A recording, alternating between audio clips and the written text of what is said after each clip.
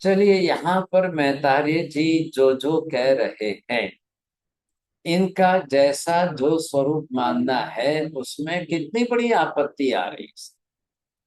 अगर जिस विषय के अंदर दोष और आपत्ति आए तो मतलब समझ लीजिए कि सिद्धांत सही नहीं है। ध्यान रखिए, महावीर क्या कह रहे हैं।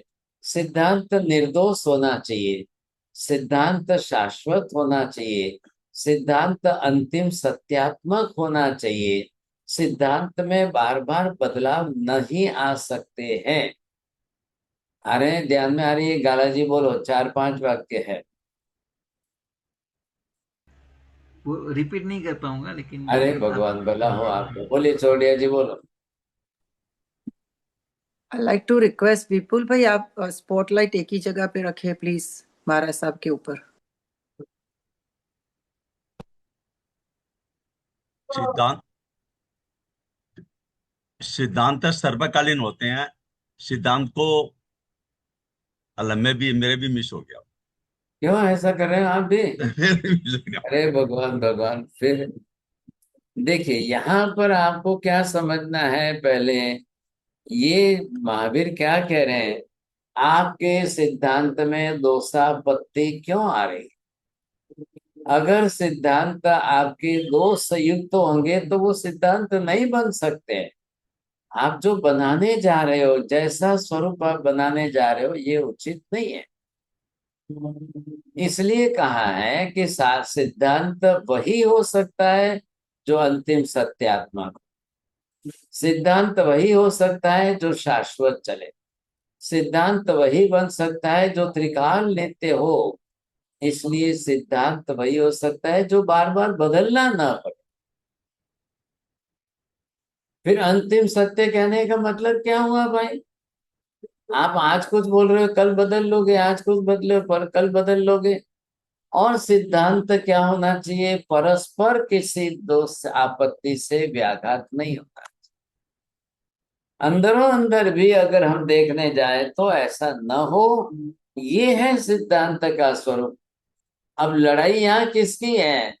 व्यक्तिगत पर्सनल लड़ाई किसी की किसी के साथ नहीं है। सत्य और असत्य के बीच की लड़ाई। आप जो कह रहे हो कि आत्मा सर्व विभु व्यापक है, एक ही है, अद्वितीय है और वो निष्क्रिय है, तो ये आपके तीनों सिद्धांत गलत बैठ। बोलिए वंदना माता जी, पहले सिद्धांत में क्या इनकी, अब इनका ये दोष इसमें क्या आ रहा है? आपको पहले ये देखना पड़ेगा कि एक तो आत्मा को संपूर्ण व्यापक मान लोगे तो संसार के अंदर जितने अनंत जीव है प्रत्येक के अंदर स्वतंत्र आप मान ही नहीं पाओ। और प्रत्येक शरीरधारी एक एक स्वतंत्र आत्मा को नहीं मानोगे तो संसार की व्यवस्था ही नहीं बैठेगी। एक हंस रहा है, एक रो रहा है, एक सुखी है, एक दुखी है, एक राजा है, एक रंक है, एक छोटा है, एक बड़ा है, एक आज जन्म रहा है, एक की मृत्यु हो रही है।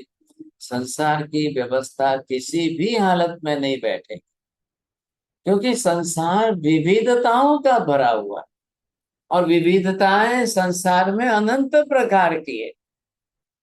महावीर को ये प्रश्न पूछा गया, हे भगवान, एक माता के गर्भ में दो बच्चे एक साथ में ट्विंस है, क्या दोनों एक ही सरीखे विचार करते हैं?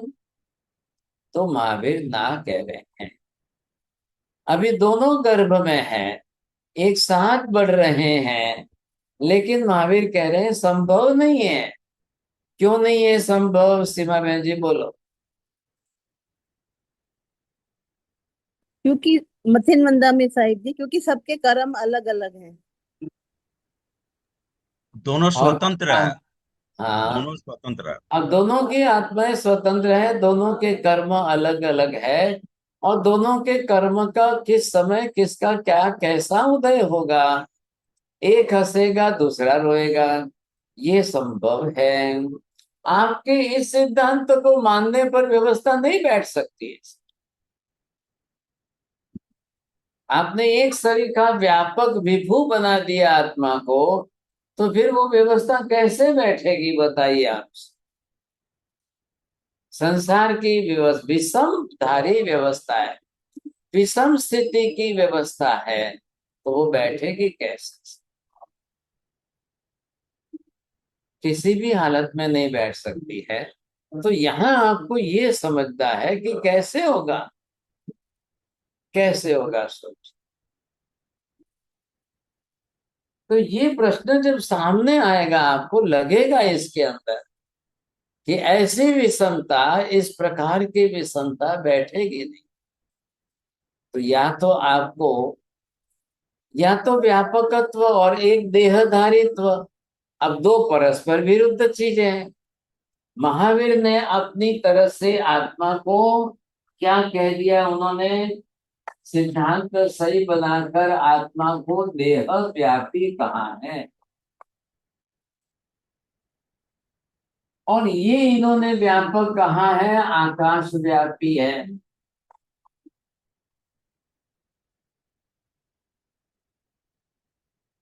ये मैतारे जी का मत है, और ये भगवान महावीर का सिद्धांत है। बोलिए विभा बहन जी, अब ये सही बैठ रहा है, ये सही बैठ रहा है। अभी मैंने 4-5 जो सिम्टम्स सिद्धांत के बताए, वो किस में लागू हो सकते हैं? सर जी देह व्यापी में लागू होगा, हाँ, क्योंकि कैसे? विविधता उसी में बैठेगी।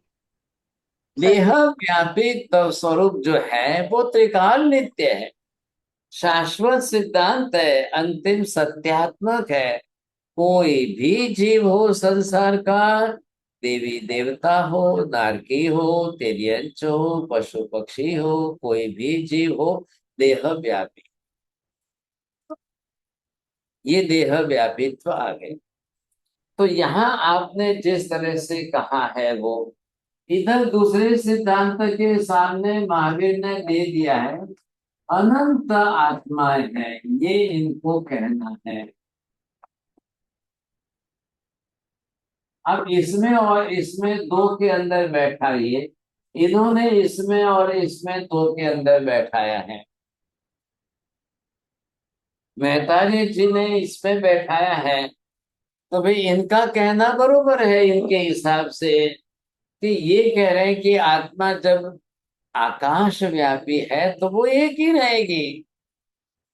दो वस्तुएं एक साथ में आकाश में व्यापक कैसे बनेगी?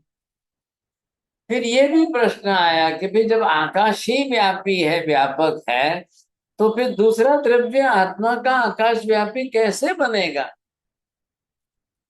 क्यों नहीं समझ में आ रही ये बात? अब आकाश और आत्मा दोनों व्यापक हो गए, तो आधार आधे किसका रहा? आत्मा का आधार आकाश को मिला कि आकाश का आधार आत्मा को? अब आकाश अगर व्यापी आप कह रहे हो, तो आकाश तो अनंत प्रदेशी हो गया, और फिर आत्मा को आकाशवत व्यापी मानोगे तो आत्मा के प्रदेश आपको अनंत मानने पड़ेंगे। है क्या आत्मा के प्रदेश अनंत? वीणा वीणा बहन जी, क्या कितने आत्मा के प्रदेश? असंख्य। असंख्य प्रदेश। आत्मा के प्रदेश असंख्य है। जब देह व्यापी है तो असंख्य प्रदेशी है, ये बरोबर बैठती है बात। और जब आकाश व्यापी बोलोगे तो आत्मा को अनंत प्रदेशी मानना पड़ेगा, और अनंत प्रदेशी वो फिर देह में नहीं बैठेगा, देह में नहीं समाएगा। बोलिए मनीषा बहन जी, क्या कहा है दोनों में सेंटेंस में? जी गुरुदेव, अगर आत्मा असंख्य प्रदेशी मानेंगे तभी वो देह व्यापी होगी, अनंत प्रदेशी मानेंगे तो अब आत्मा को आपने, मैतारी जी ने आकाश व्यापी मान ली, और फिर भी वो आत्मा को अनंत प्रदेशी नहीं मान रहे। अब उनके वहां पर वेद वेदांतों के अंदर आत्मा का स्वरूप प्रदेश स्वरूप नहीं है, प्रदेश समूहात्मक पिंड स्वरूप ही नहीं है। और महावीर कह रहे हैं, जो प्रदेश समूहात्मक पिंड ही न हो, उसका अस्तित्व ही नहीं होता है। चाहे वो आत्मा हो, चाहे वो आकाश हो, चाहे वो धर्मास्तिक का धर्मास्तिक हो, चाहे वो पुद्गल हो। अस्तित्व तभी सिद्ध होगा जब वो प्रदेश समूहात्मक पिंड होगा। अब प्रदेश समूहात्मक पिंड के अंदर आकाश ही अनंत प्रदेशी है, या फिर पुद्गल द्रव्य के अंदर अनंत प्रदेशी पिंड स्कंद बन सकता है। और पुद्गल द्रव्य ऐसा है कि अनंत प्रदेशी पिंड होने के बावजूद भी वो आकाश द्रव्य की तरह व्यापक नहीं बन रहा है। आप समझ रहे हैं इसको? आत्मा कैसी है? एक आलू प्याज लहसुन के अंदर अनंत आत्माएं आ जाती है, और प्रत्येक आत्मा असंख्य प्रदेशी होते हुए भी, बोलिए, एक एक आत्मा, प्रत्येक आत्मा असंख्य प्रदेशी होते हुए भी ऐसी अनंत आत्मा एक देह में समा जाती। बैठ रही है बात? बैठ रही है? बोलो अलसबेन जी। हाँ साहेब जी, एक एक आत्मा असंख्य प्रदेशी होते हुए भी ऐसी अनंत आत्माएं एक ही शरीर में समा हाँ, सकती है। ये देखिए, ये एक मूला गाजर बन गया, ख्याल है। अब ये मूला गाजर जो भी बन गया, अब इसके अंदर ये अनंत आत्मा है। अब ये अनंत आत्मा है, लेकिन प्रत्येक आत्मा, एक एक आत्मा अपनी तरफ से असंख्य प्रदेशी है कि नहीं?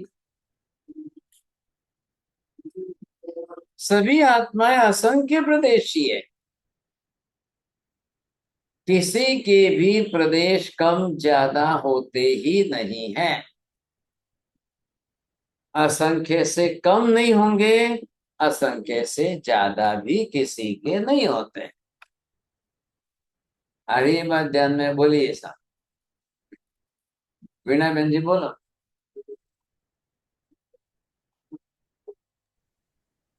आत्मा के प्रदेश असंख्य है, और किसी भी आत्मा के प्रदेश असंख्य से एक भी कम नहीं होते हैं, और असंख्य से एक भी ज्यादा नहीं होते हैं। असंख्य से ज्यादा अनंत नहीं होंगे, असंख्य से कम संख्यात नहीं होंगे। अब किसी भी आत्मा, मतलब संसार की कोई भी आत्मा ले लो, ये ले लिया आपने, बादर निगोद के ले लिया, आलू प्याज लहसुन गाजर मूला सूरण के अंदर एक शरीर में अनंत है।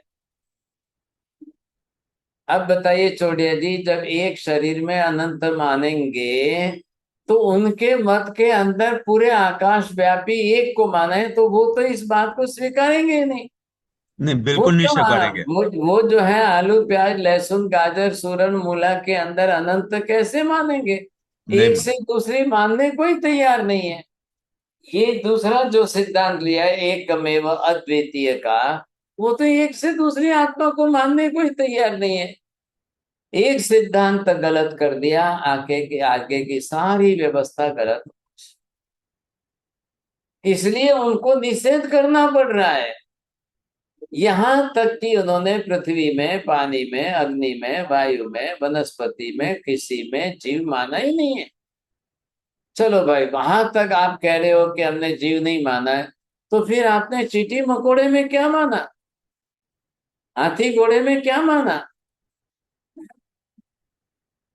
हाथी का शरीर देखो, घोड़े का शरीर देखो, हाथी का शरीर देखो और चूहे का शरीर देखो, जिराफ का शरीर देखो, एक छोटे से चूहे का शरीर देखो। भाई हाथी भी वही पंचेंद्रिय है, जिराफ भी पंचेंद्रिय प्राणी है, चूहा जो है वो छोटा सा, वो भी पंचेंद्रिय प्राणी है। कोई फर्क नहीं है। महावीर ने ये कह दिया, शरीर छोटा हो या बड़ा, आत्मा के प्रदेशों में कम ज्यादा संख्या नहीं बढ़ती है, नहीं घटती है। ये उनके दिमाग में बात ही नहीं बैठ रही है, क्योंकि उन्होंने ये पकड़ रखा है कि आत्मा तो आकाश की तरह से व्यापक है। ये व्यापक मानने से देहव्यापी नहीं मान रहे। महावीर कह रहे हैं कि आत्मा देह व्यापी होने के कारण प्रत्येक देह में एक एक अलग अलग होने से अनंत हो गई, संख्या अनंत हो गई। लेकिन संख्या अनंत होते हुए भी एक समान स्वरूप, एक जैसा स्वरूप होने से जाति बन गई। उनको क्या करना है, उनको जाति नहीं बना सकते। वो एक ही है तो एक ही है, तो जाति कैसे बनेगी? जाति कैसे बनती है? नियम क्या है? एक से संख्या ज्यादा हो और एक सरीखी समानता हो तो जाति बन जाती। बोलिए मनीषा बहन जी, ख्याल आ गया? जी गुरुदेव, एक से ज्यादा संख्या हो और एक सरीखी समानता हो तभी जाति बनती है। हाँ जी। तो यहां पर महावीर के सिद्धांत में बैठ रही है बात। अब ये जब उनको पूछो कि आप एक ही आत्मा मान लो, वो भी आकाश व्यापी मान लो, तो घोड़े के अंदर, गधे के अंदर, चूहे के अंदर, बिल्ली के अंदर, हाथी के अंदर और मनुष्य के अंदर, सबके अंदर जहां देह पर्याय अलग अलग प्रकार की है, और फिर भी वहां पर आप सबको जो एक ही मानोगे, कैसे होगा? चूहे बिल्ली का स्वभाव एक जैसा है क्या? नहीं है, हो भी नहीं सकता है कभी। तो सब अलग अलग है। आप एक ही मानने की गलती करो तो ये पूरे संसार की व्यवस्था टूट रही है। महावीर दिखा रहे हैं उनको। अभी क्या है, मैतार्य जी समूह शरण में आ चुके हैं, और समूह शरण में ही हाथी है, घोड़ा है, ऊंट है, बैल है, बकरी है, लायन है, टाइगर है, सब है। अब सबको दिखा के महावीर कह रहे हैं, देखो भाई, ये सब की वैरायटी अलग अलग क्यों है? अब एक ही आत्मा इन सब अलग अलग देहधारियों के अंदर बैठाएंगे तो बात नहीं बैठती है, नहीं बन रही। इसका जवाब मैतारे जी के पास क्या है? बोलिए, इसका जवाब मैतारे जी क्या कैसे देंगे? एक ही आत्मा मान करके संसार के अनंत विपरीत विषम परिस्थिति वाले पर्याय वाले जीवों की व्यवस्था कैसे बैठाओगे आप? अब लायन जो है वो तो हिरन को खाने के लिए कह रहा है, हिरन जो है वो लायन से बचने के लिए दौड़ रहा है, और आप दोनों की आत्मा को एक मानोगे। बिल्ली कबूतर को मार के खाना चाहती है, बिल्ली जो है वो चूहे को मार के खाना चाहती है। चूहा बिल्ली से बचने के लिए अपना बिल बनाकर अंदर छिप कर रहना चाहता है। कबूतर बिल्ली से प्राण बचा करके वो आकाश में तुरंत उड़ जाता है। बिल्ली के हाथ कुछ लगता नहीं है। मतलब एक मारक एक तारक, ये परस्पर विरुद्ध गुण धर्म एक आत्मा में कैसे बैठे? इसलिए महावीर ये कह रहे हैं कि आप एक ही आत्मा मानो तो व्यवस्था नहीं बैठेगी, संसार की कोई व्यवस्था नहीं बैठ सकती, बिल्कुल नहीं। और मार साहब, सभी आत्मा में ज्ञान दर्शन की तो डिफरेंस है। वो तो रह गई ना, वो तो रह गई। अब या तो स्वभाव भिन्नता से भेद करिए, या फिर ज्ञान दर्शन से भेद करिए, या ज्ञानावरणीय दर्शनावादी कर्मों से आप उसको भिन्न करिए। सब तरीके से भिन्नता ही सिद्ध होती है। किसी भी तरीके से एक रूपता, एक वाक्यता, समानता सिद्ध होती ही नहीं। अब इसका क्या करना, कैसे करना, बताइए आप। इसका जवाब क्या है? अब इनका परस्पर विरोधाभास जो चल रहा है, तो ये बात तो इनके गले उतरेगी नहीं। एक शरीर में अनंत इकट्ठी होकर के भी, और सबके प्रदेश असंख्य ही है, तो फिर इतनी सूक्ष्म कैसे बन सकती है? कौन बनाए सूक्ष्म इधर? आत्मा की शरीर। बोलो दीपिका बहन। મધ્યમ મંદામી સાથે શરીર સૂક્ષ્મ બને છે. अरे भगवान, शरीर तो इतना बड़ा तो दिख रहा है, ये मूला है, ये गाजर है, ये आपको आलू प्याज है, शरीर तो इतना बड़ा दिख रहा है, एक ही तो शरीर है। ये बादर साधारण वनस्पति काय है, अब इसके अंदर आत्मा कितनी सूक्ष्म हो गई, एक निगोद के गोले में कितनी आत्माएं आ गई, वो कैसे सूक्ष्म हो गई। बोले दीपिका बहन जी, बोलना पड़ेगा। સંકુચિત વિકસિન જે આત્માનો સ્વભાવ છે એ તો क्यों हुई? मार साहब बोलो नामकरण के कारण नाम कर्म के कारण। नाम हाँ, राइट राइट राइट। सूक्ष्म सूक्ष्म नाम कर्म की प्रकृति जिसके पास हो, वो कर्म देखो, वो कर्म कैसा है कि आत्मा को बिल्कुल इतना सूक्ष्म कर दे रहा है, तब जाकर के वो इतना सूक्ष्म बन करके अपने अंदर इतना छोटा सा बनकर रहेगा, तभी अनंत रह सकेगी, नहीं तो कैसे अनंत रहेगी, अनंत रहेगी कैसे। एक लहसुन कितना छोटा सा है, उसमें अनंत रहना है। एक स्प्राउट किया हुआ चना मूंग जो है कि जिसके ऊपर जो है इतने प्रमाण में अंकुरित हुआ है, उसमें अनंत आत्माएं जीव है, अब वो कैसे संभव है, कैसे संभव है, सोच लो आप। अब वो ये बात कैसे स्वीकारेंगे, इन्होंने आत्मा को आकाश व्यापी बना दी, इसलिए अब प्रदेश भी नहीं मानेंगे और प्रदेश को संकुचित विकसित करने की प्रक्रिया भी नहीं स्वीकार करेंगे, ताकि वही आत्मा देह के अंदर और देह से बाहर निकले। कल यही आत्मा जो है हाथी में जाएगी तो अपने प्रदेश फैलाएगी, कल यही आत्मा चींटी मकोड़े में आएगी तो अपने प्रदेशों को संकुचित करके एक चींटी में रह जाएगी। ये इनके लिए दिमाग में बात बैठती नहीं है। इसको क्या कहते हैं, कर्म ग्रंथ की भाषा में अभिनिवेशिक भाव कहते हैं, अब हमारी सामान्य भाषा के अंदर पकड़ मजबूत कहते हैं। एक बार आपने बिल्कुल पकड़ इतनी मजबूत बना ली, इतनी मजबूत बना ली और अभिनिवेशिक भाव ऐसा कर लिया, अब वो पकड़ ही नहीं छूट रही है। कदाग्रह जिसको हम कहते हैं, ऐसा भारी कदाग्रह कर दिया कि वो नहीं छूट पा। अब क्या करना बताइए आप, कैसे करना, अब ये समझाना कैसे, क्या रास्ता निकालेंगे आप।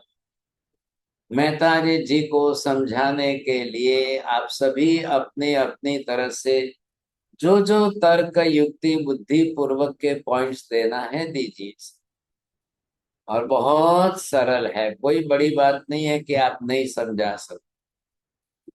हमको ये मेहता जी को कहना है कि आपका सिद्धांत असत्य हो रहा है, आप उसके सत्य सिद्ध करो, सही बनाओ आप इसको। महावीर ने यही काम किया, सभी गणधरों के साथ एक ही काम किया। आपने जो असत्य अंश पकड़ के रखा है उसको खोलो, अब उसको सही,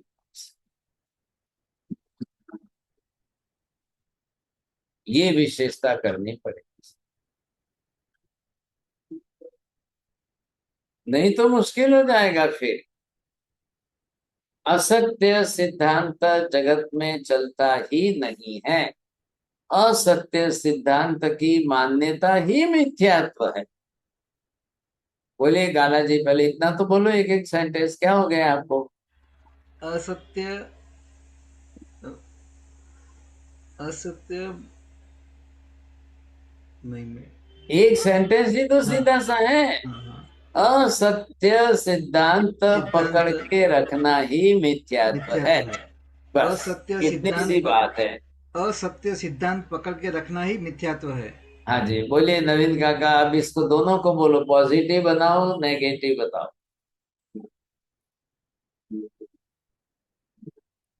नहीं नवीन काका, तुमने कीधું છે।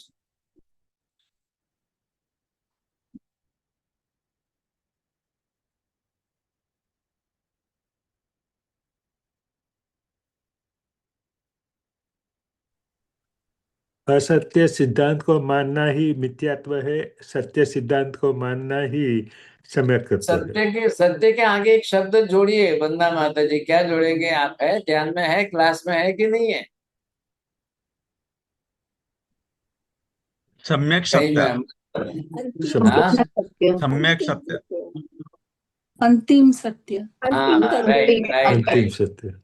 बस अंतिम सत्य सिद्धांत, बस इसको पकड़ो, वही सम्यक दर्शन हो जाएगा। ख्याल है कि नहीं? आप सम्यक सम्यक बनाने की बात करो तो सम्यक बनेगा कैसे? सिद्धांत को सम्यक बनाने के लिए क्या क्या करना पड़ेगा? विभा बहन जी बोलो।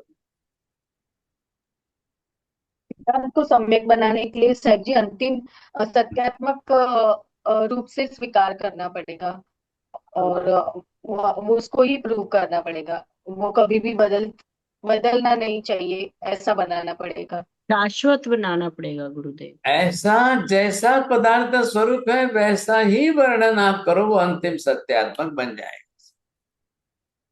जो एज इट इज स्वरूप है पदार्थ का, जैसा आत्मा असंख्य प्रदेशी है, आपने सिद्धांत बनाया आत्मा असंख्य प्रदेशी है, तो जैसा स्वरूप है वैसा आपने वचन प्रयोग किया है। अब चाहे वो हजारों वर्षों तक चले या शाश्वत रूप से चले, बरोबर अंतिम सत्यात्मक ही रहेगा। महाराज मेरा प्रश्न है, तब फिर मेहतारी जी के हिसाब से आकाश और आत्मा दोनों तो सिमिलर होगी, एक ही हो गई, ये कैसे होगा? अब वही तो होगी ना। तो वही तो उनको पूछा जाए, ये कैसे होगा, दोनों एक कैसे हो गई? क्या क्या बोला? बोले आत्मा आकाश को जैसा माना, आत्मा को वैसा मान लिया। आत्मा एक आकाश भी एक आकाश का जैसा दूसरा नहीं है, आत्मा के जैसा ही दूसरा नहीं माना, अद्वितीय है। और आकाश को भी निष्क्रिय मान लिया, आत्मा को भी निष्क्रिय मान लिया, तो दोनों तत्व तो एक ही हो गए। हाँ, तो या तो दो में से एक मानो या दो मानो। हाँ, तो ये तो मैं तो पूछा उन्होंने तो अलग कैसे कर दिया कि भाई आकाश अचेतन है, आत्मा चेतन है। चेतन है। हाँ, अब इसको करके उन्होंने दो में भेद कर दिया। दो में बिल्कुल इन्होंने भेद करके अलग तो कर दिया। अब आपको ये भी करना है ना इसके साथ में, भाई आप अगर दो में से दोनों को अलग करोगे तो फिर एक दूसरे को व्यापक व्याप्य व्यापक क्यों मान रहे हैं? एक तरीका मानने की आवश्यकता क्या है? और अगर देह भी देह व्यापी मान लो तो इसमें नुकसान क्या हो रहा है आपका? देह व्यापी मानने से जगत के अनंत शरीरधारी जीवों में अलग अलग व्यवस्था बैठती है और सबके कर्म अलग अलग हैं, तो सबके कर्मों से उनकी व्यवस्था बैठ रही है, तो आप क्यों नहीं करने जा रहे हो? ये करनी पड़ेगी ना व्यवस्था। अब ये नहीं कर रहे हैं साहब, बिल्कुल नहीं कर रहे हैं। जबकि अब प्रत्यक्ष है। हाँ जी। अब यहाँ पर इनको ये जैसे लग रहा है। अब तीसरा विषय क्या आया है? परस्पर विरोधवाची विरुद्ध वाक्य इनका कैसे हो रहा है, क्या दिखाना है आपको इनको? परस्पर विरोधाभासी सिद्धांत क्यों बताया रहा है? आपको अनित्य व्यापक मानने से निष्क्रिय मानना ही पड़ता है, निष्क्रिय मानने से विभु व्यापक मानना ही पड़ता है। एक मानने से आपको निष्क्रिय मानना पड़ता है और निष्क्रिय मानने से एक मानना पड़ता है। 3 पॉइंट को साथ में जोड़ दिया है इन्होंने। ख्याल है आपको? अब तीनों को साथ में जोड़ने के कारण, एक वाक्यता बनाने के कारण इनकी तकलीफ हो रही है। तो ये जो तकलीफ बैठ रही है वो किस हिसाब से बैठ रही है?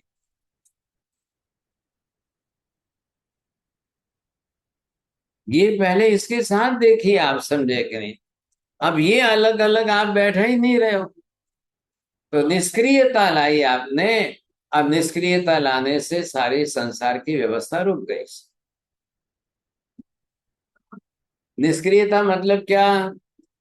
बोलिए प्रवीण जी, जन्म लेना क्रिया है कि नहीं, मरना क्रिया है कि नहीं? ऐसी क्रिया है ना सर। जन्म लेना क्रिया कैसे है, मरना क्रिया कैसे है? ये पर्याय का परिवर्तन हो रहा है, ये भी क्रिया के कारण ही हो रहा है ना। मैंने पूछा, इसका जवाब तो पहले बोले। क्योंकि गुरुदेव राजेंद्र काका,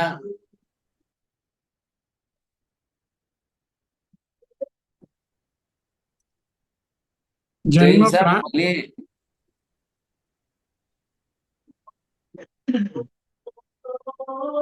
गुरुदेव इनको करने वाला कर्ता आत्मा है। कुमार साहब, शरीर बनाना, जन्म में शरीर बनाना पड़ता है, मृत्यु में शरीर छोड़ना पड़ता है, 150 क्रिया है। अब ये दोनों क्रिया हो गई और आपने निष्क्रिय बताया है। अब निष्क्रिय कहने से जन्म मरण कैसे होगा? तो आपको जन्म मरण का निषेध करना पड़ेगा। और जन्म मरण का निषेध कर दोगे तो जो समाज में, संसार में रोज चल रहा है, इसका क्या करेंगे? प्रत्यक्ष सिद्ध संसार की प्रतिदिन की क्रिया है। प्रतिदिन संसार में किसी न किसी का जन्म हो रहा है, प्रतिदिन संसार में कोई ना कोई अपना देह छोड़ रहा है। अब देह छोड़ने के पीछे क्रिया क्या है? आत्मा का स्थानांतर गमन, क्षेत्रांतर गमन। आत्मा को स्थान छोड़ना पड़ेगा, आत्मा को स्थान बदल के जाना पड़ेगा। ये भी निश्चित है। कहाँ जाएगी आत्मा, किधर जाएगी आत्मा, कैसे जाएगी आत्मा?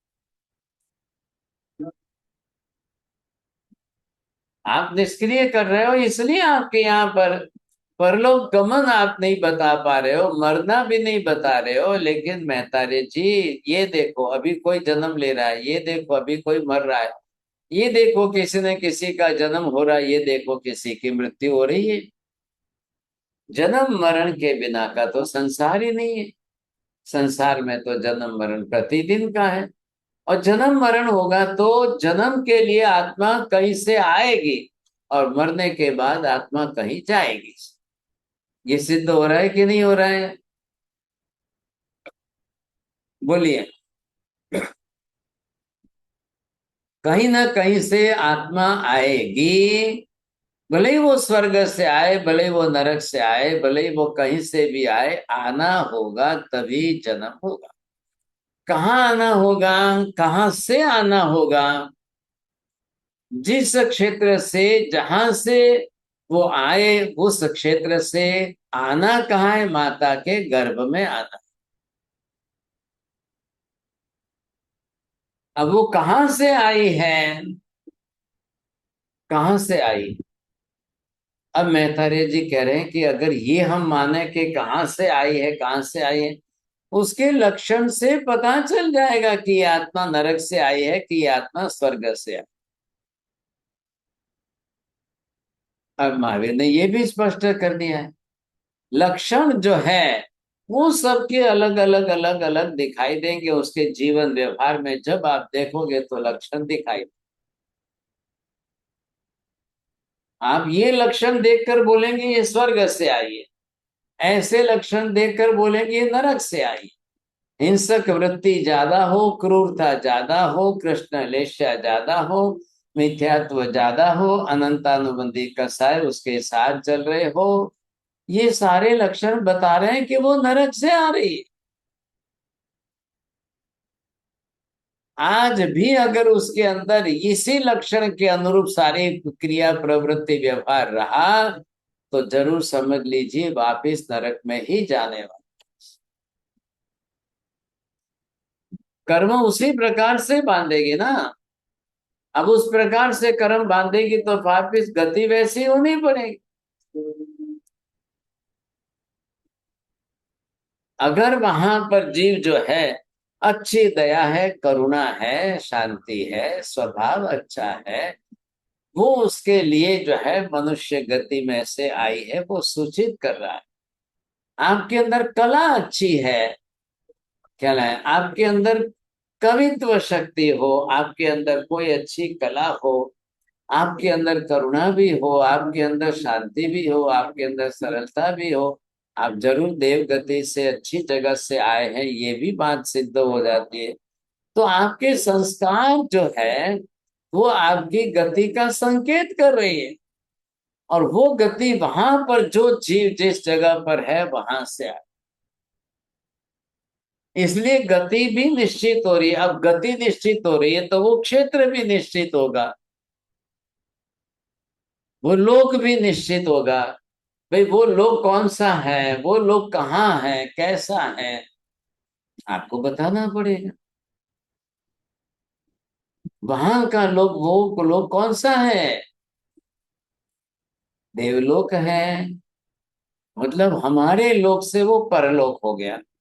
हम जिस लोक में जिस क्षेत्र में रहते हैं वो हमारे से परलोक हो गया है। बस इतनी सी बात आपको सिर्फ स्वीकार करनी है। आप ये स्वरूप अगर बदल दोगे तो बरोबर बात बैठ जाएगी।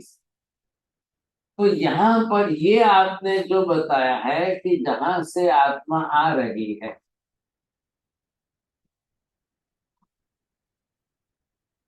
अब ये देवलोक है। अब या तो यहां से आत्मा वहां जाए और या वहां से आत्मा यहाँ आए। तो ये मनुष्य लोक जो है ये हमारा जो है अपना स्वलोक हो गया।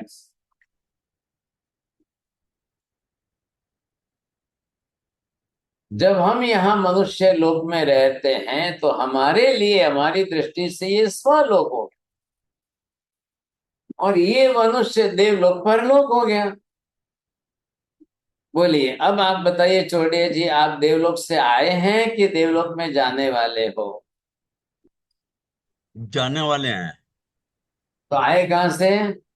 शायद देवलोक से आया होगा। लो फिर वापिस वही बात, अच्छा है। अब यहाँ पर ये जो है नीचे नरक लोक है,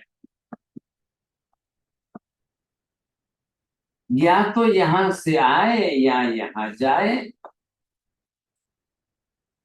गमन आगमन, ख्याल है कि नहीं? आगमन से जन्म और गमन से मरण। बोलो प्रवीण जी, ध्यान में है आपका?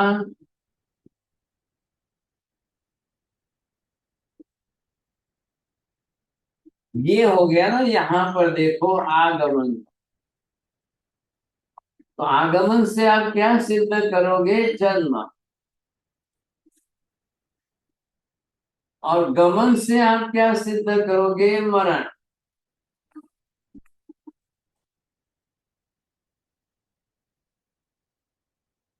मरने के बाद जाना होता है, जन्म लेने के लिए जीव का आना होता है। ये कैसे सिद्ध होगा दीपिका बहन जी, बोलो।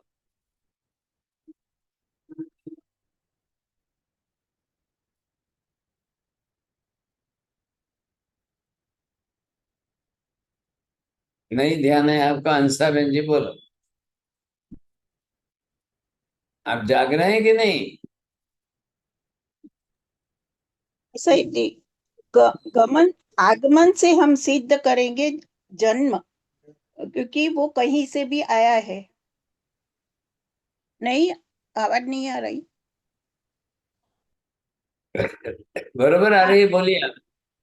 हाँ, आगमन से हम जन्म जन्म सिद्ध कर रहे हैं, क्योंकि वो आगमन कहीं दूसरे क्षेत्र को हम सिद्ध करेंगे, क्योंकि वो कहीं से भी तो आया है, यहाँ नहीं था, मतलब दूसरी जगह से यहाँ आया है। तो हम दूसरा क्षेत्र है वो भी वहां सिद्ध होगा, और आगमन हुआ है।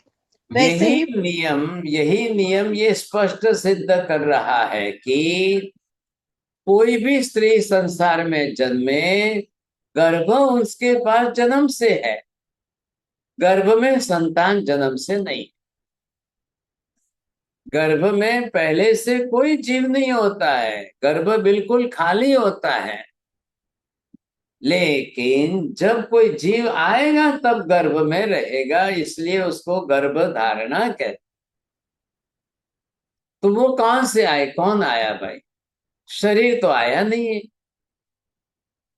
इतना बड़ा शरीर गर्भ में प्रवेश नहीं कर सकता है। तो वो जीव प्रवेश करेगा, वो शरीर बनाएगा।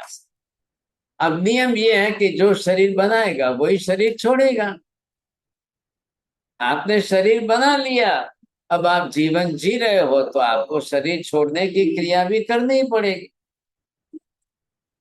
गमन से क्या सिद्ध हो रहा है? गम गच्छ धातु है संस्कृत की, जो गम धातु से गच्छ शब्द का रूपांतर प्रयोग बनता है, मतलब आपका जाना। जाना ये सिद्ध करने के लिए आपको शरीर छोड़ना पड़ेगा। शरीर जाता ही नहीं है, जीवात्मा ही शरीर छोड़कर जा रही है। गमन क्रिया से अब व्यापक आकाश की तरह से मान लिया और फिर आपने निष्क्रिय मान लिया, तो जाना आना कैसे होगा?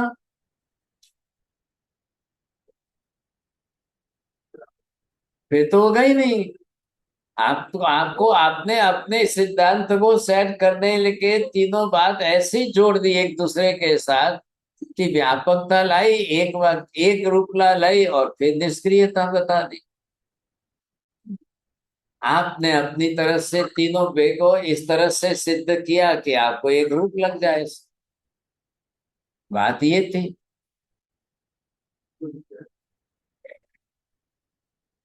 अब महावीर ये कह रहे हैं तीनों में आपका दोष आ रहा है, तीनों में। तीनों आपके सिद्धांत निर्दोष नहीं है, दोष वाले ही। अब ये कैसे सुधारना है, इसको कैसे बदलना, ये कौन सोचेगा? तो यहाँ पर इसको अगर आप बरोबर ध्यान में लेते हो तो आपको ये ख्याल आ जाएगा, सर्वथा निष्क्रिय आत्मा को संसार में मान ही नहीं सकते हैं। संसारी पर्याय के अंदर गमन आगमन, गमन आगमन। गमन आगमन कारणीभूत है कि जन्म मरण कारणीभूत है? पहले गमन की क्रिया होगी कि पहले जन्म की क्रिया होगी? पहले आगमन की क्रिया होगी कि पहले जन्म की क्रिया होगी? पहले मरण की क्रिया होगी कि पहले गमन की क्रिया होगी? काला जी ध्यान में है? आप कुछ ध्यान दो। आगमन होगा तो ही जन्म होगा और गमन बोलो होगा तो ही अर्चना मरण बहन होगा। जी। जी सर जी, पहले आगमन और गमन की क्रिया होगी, फिर जन्म मरण होगा। तो पहले आगमन और गमन होगा। एक एक करो, एक एक नक्की करो। पहले क्या हो गया जैन पहले साहब? आगमन होगा, उसको हाँ जन्म। बोलो बोलो, बरोबर है। पहले आगमन होगा, उसको तभी जन्म जन्म कहेंगे। होगा। आगमन होगा तो जन्म होगा, और इसमें उल्टा क्या है? जब भी गमन होगा तभी गमन मरण होगा, होगा। इसमें और उल्टा हो मरण गया। होगा तो गमन मरण मरण होगा। होगा होगा तो इसमें। गमन होगा। मरण होगा तो मरण मरण गमन होगा होगा। तभी गमन गमन होगा। होगा। बस बस बस बस। अब ये देखो, ये चक्कर चलना चाहिए। ये चक्कर जैसे आपका चलेगा तो अब गमन क्रिया हुई, मतलब पहले आप नंबर एक, ये आगमन। अब आगमन होने से दूसरी क्रिया में आपका जन्म, फिर आपको मरण करना पड़ेगा, ये है मृत्यु, ये तीन। और मृत्यु से हो गया गमन, फिर वापिस आपको जागना पड़ेगा आगमन में। ये चक्कर चलता रहेगा, इसी का नाम संसार चक्र है।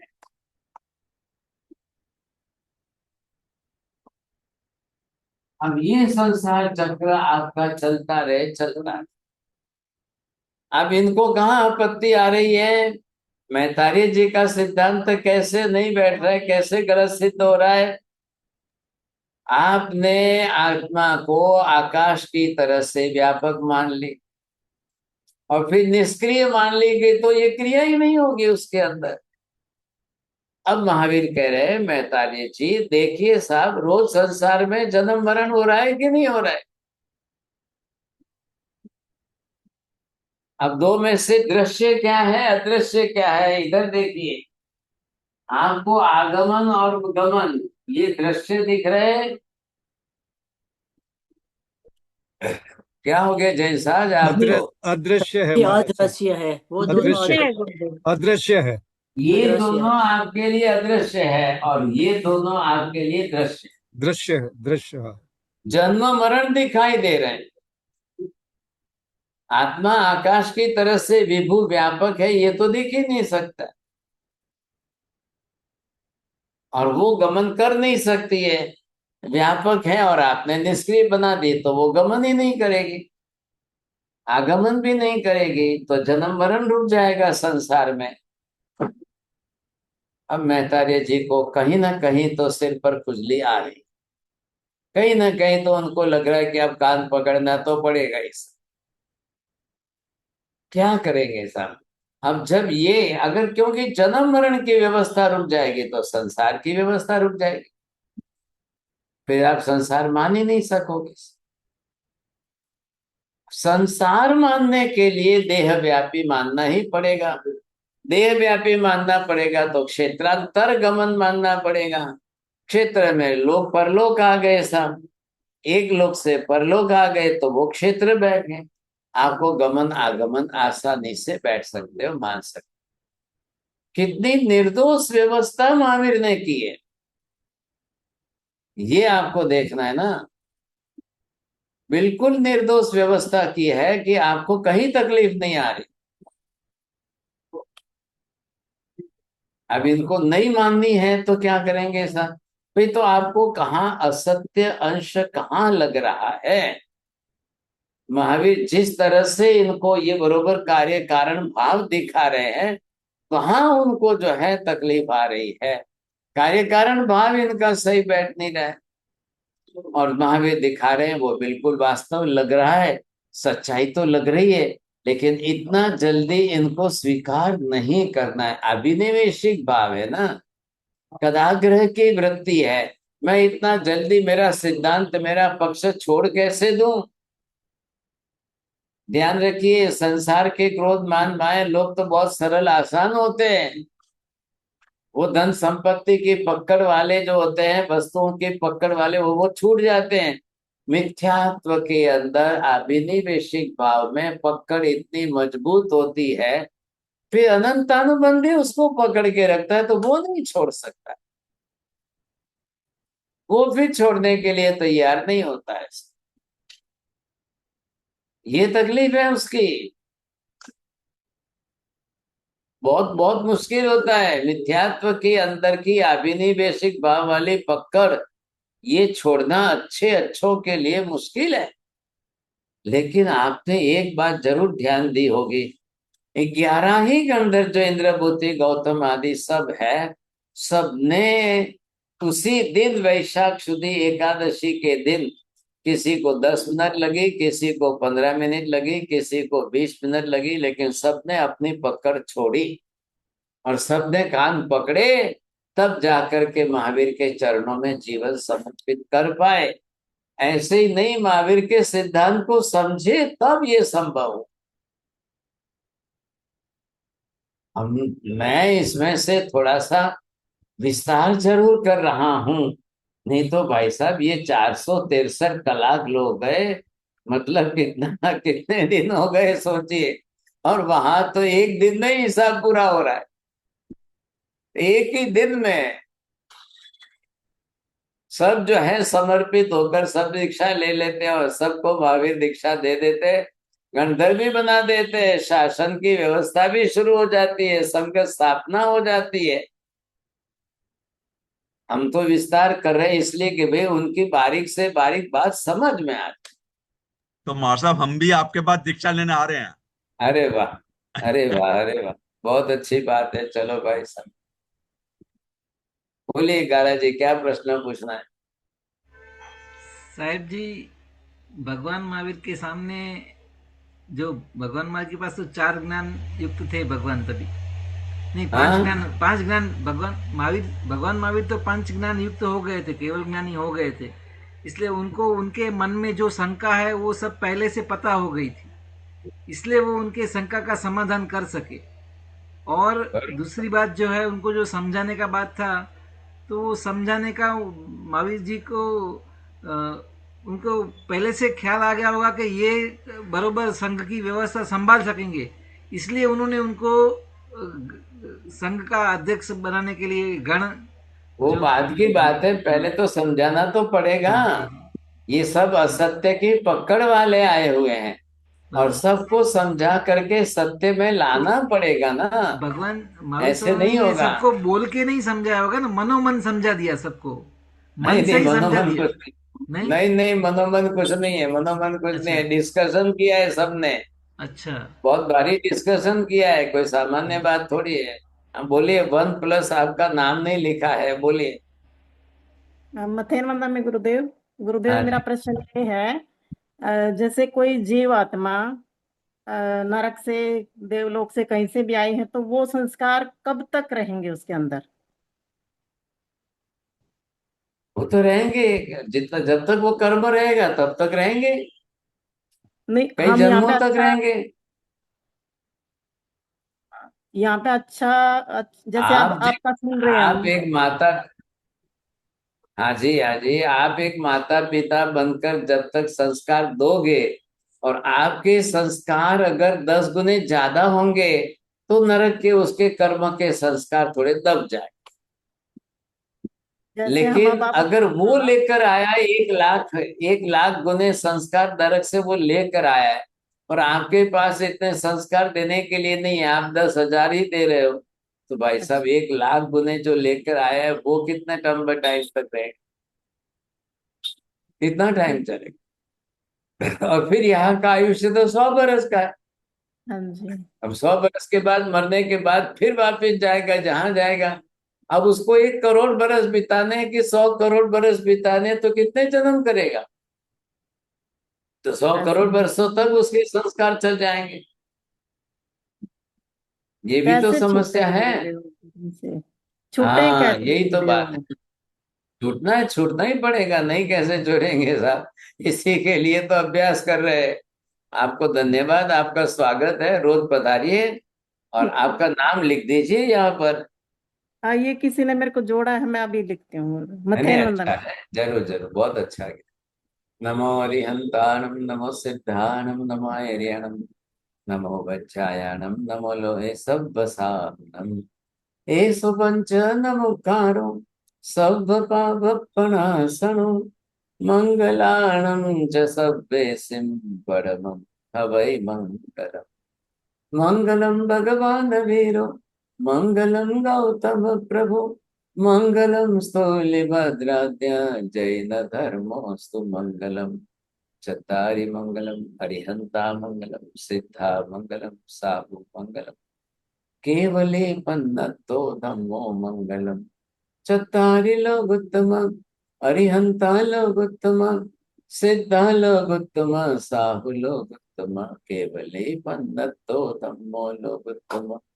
चत्तारि शरणं प्रवक्ष्यामि, अरिहन्ते शरणं प्रवक्ष्यामि, सिद्धे शरणं प्रवक्ष्यामि, साहु शरणं प्रवक्ष्यामि, केवले पन्नतं धम्मं शरणं प्रवक्ष्यामि।